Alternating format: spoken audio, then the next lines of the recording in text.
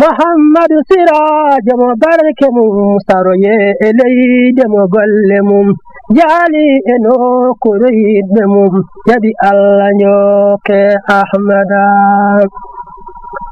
yew haala maako wo allah tan woni golle maako wo sunna tan salmata Moussa Ba yimɓeɗo reftuɗaɗe moon e anduɗiɗe ba taw damal petti ñawoji sari woni ñawore sari ko haala allah faatude e golle kellifaaɗo aka asde yamirde sakkidde walla hadde fawe sababu ma sardi walla waas faweede heen ñawore sari ina fecco pecce joyi goo farilla ɗum koko yamira tentina mbadde ina jogii heen baraji mo waɗani jogii heen bakkari te sari ina jogii e makko kuugal ɗiɗi yiɗande koko yamira kono tengtinaako baɗɗi ina jogii heen baraji mo waɗani sari ala ko fawi ɗum tati dagade koko sakkita tan wadde e put fof foti nayi añede koko haɗa kono tengtinaako goppuɗo dañi heen baraji badda ala ko waɗete joyi harmude koko haɗa tengtina goppuɗo dañi heen baraji baɗɗo ina dañi heen bakkade te sari ina jogii makko kuugal tas ko farilla ko pecce ɗiɗi farilla toɗɗiɗi komo ngannduɗa waɗɗi ko gooto fof e bange mum ko wayno juulde hoorde e ko nandi heen farilla jontiniɗi komo ngannduɗa waɗɗi ko yimɓe fof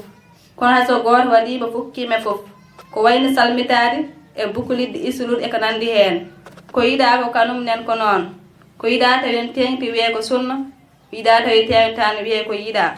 on jarama e kuuɓal. Assalamu aleykum mon bandiraɓe mi salmini ceerno mi juurima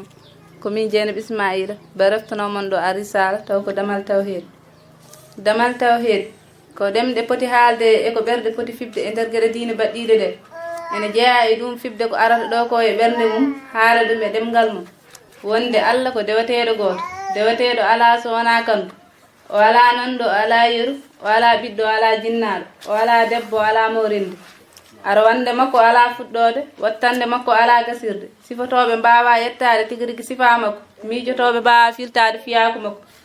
miccotoɓe teskitto ko e maale makko kono mbawa miijade tigi rigui jaati makko hay hunde ɓe kowintako e gandal makko sona fodde ko haaji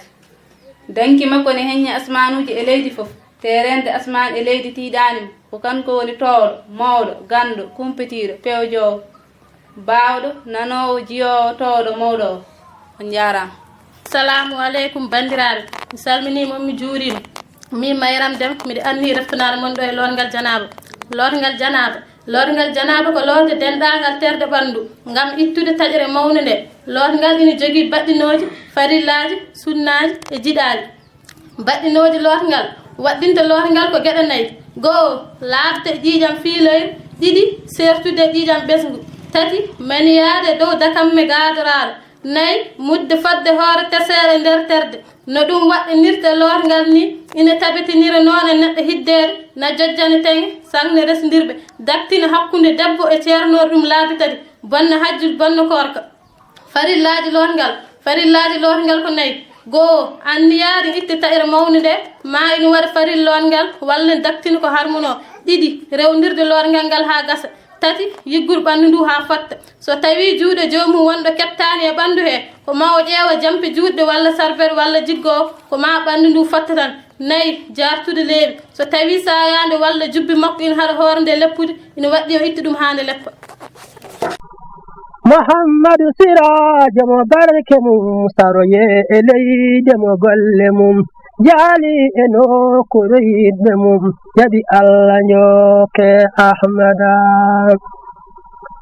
yew haala maako wo allah tan woni golle maako wo sunna tan tijjani o ne o jokku tan waɗi julɓe ndenti muhammada